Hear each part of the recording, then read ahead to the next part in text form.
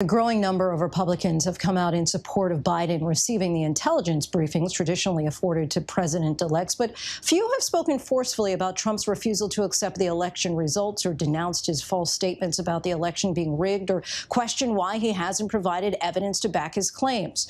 President Trump's actions have the potential to affect this country long after he leaves office and will likely make it harder for Joe Biden to bring this nation together as he has pledged, which Martha Raddatz saw firsthand. While the president-elect has been calling for unity, this election is over. It's time to put aside the partisanship and the rhetoric that designed to demonize one another. It's not going to be easy as the president refuses to concede and continues to inflame his 70 million-plus voters with the false message that the election was rigged. I will never accept Joe Biden as president. I mean, if that's your question, that's my answer. I just don't believe that he's right for our country. You think Donald Trump has won? Absolutely, I do. I mean, for me to believe that Joe Biden got 78 million votes, got the most votes of any president ever in the history of voting, I find that very hard to believe. That's never going to be accepted. It's never going to be accepted. On a quintessential late fall afternoon in a middle-class neighborhood in Youngstown, Ohio, I talked to Gino DeFabio, Tony Esposito, and Laird Eric Wells. Gino and Tony were Democrats until 2016. We always said that if we ever had a person that talked just like us, that ran for president or ran for an office, we were voting for that person.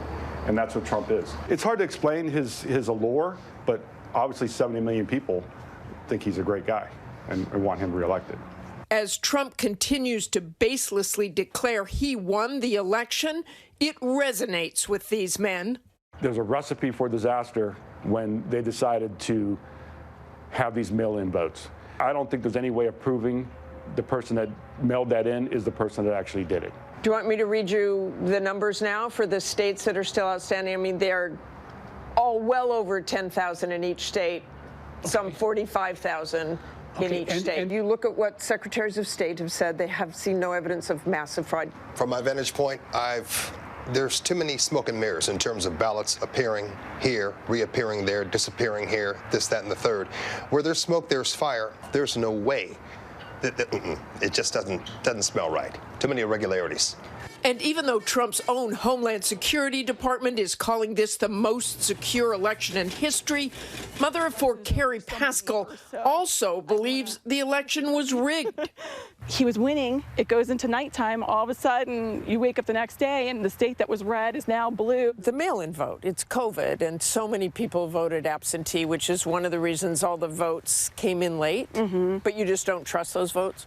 They kept finding them. It's like, how come you're finding them here, find them there? You weren't finding them in big Republican districts. It just seemed kind of crazy that everything that seemed to come in, how is it 100% Biden? The New York Times just did a massive calling every Secretary of State or some representative from each state, and every one of them said they saw no evidence of systemic fraud or any sort of massive fraud in each and every state. I think they're totally... I think there was fraud going on. She gets along with her neighbor Mike Hall, a Navy veteran and Biden supporter, when they don't talk politics. So if the evidence supported the claims of fraud, then the court and the judge would see that, and they haven't so far. So I mean, just because the president tweets it or says it at a podium doesn't make it true. You can't speak facts into existence. But he worries Carrie and many other Trump supporters will never be swayed by Biden. Can he bring the country together? I think he can do a heck of a lot better job at it than the current president is doing, for sure.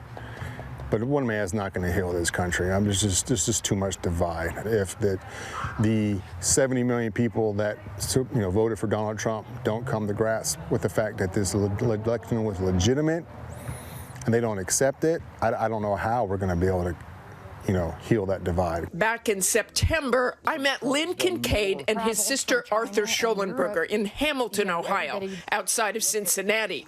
Both were strong backers of the president.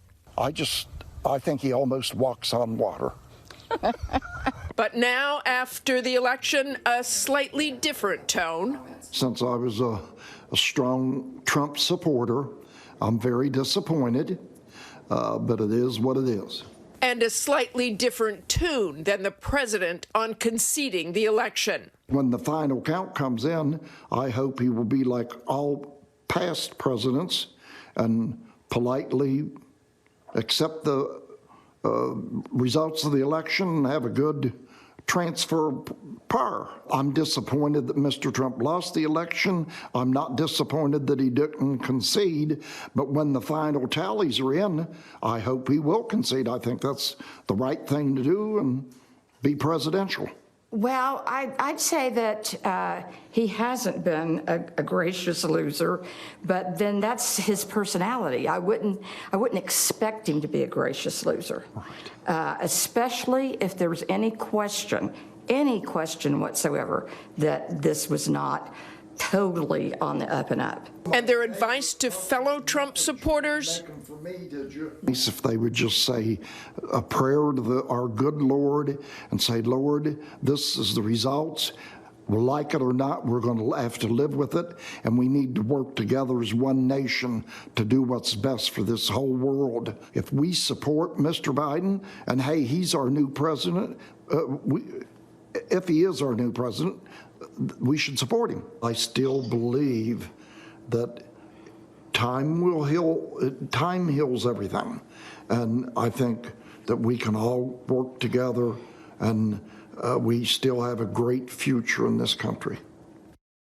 Some hoping that that old adage remains true, that time, in fact, heals all wounds. Martha Raddatz joins us now. And Martha, you've been traveling this country throughout the election. What's the one thing that sticks out to you most after this most recent trip?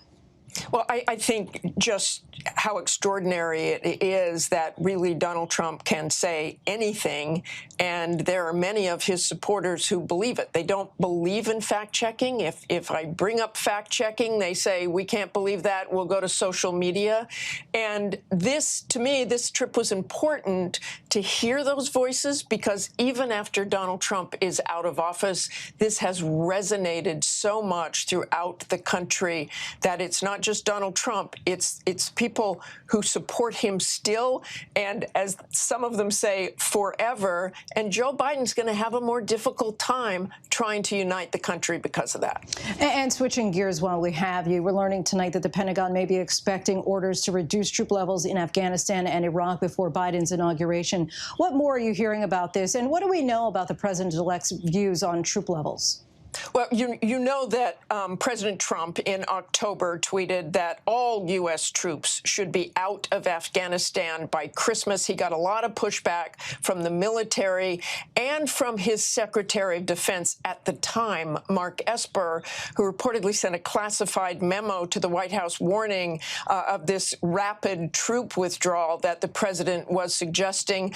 Then Mark Esper was fired, and now we have this draft order that will likely appear on Friday. They will reduce the troops. Not all of the troops will be leaving, reduced from about 4,500 to 2,500 in Afghanistan, and also in Iraq from 3,000 to 2,500. But of course, Joe Biden has never been an advocate for staying forever in Afghanistan either, and he has advocated for a smaller number of troops as well. Lindsay. Martha Raddatz, thanks so much.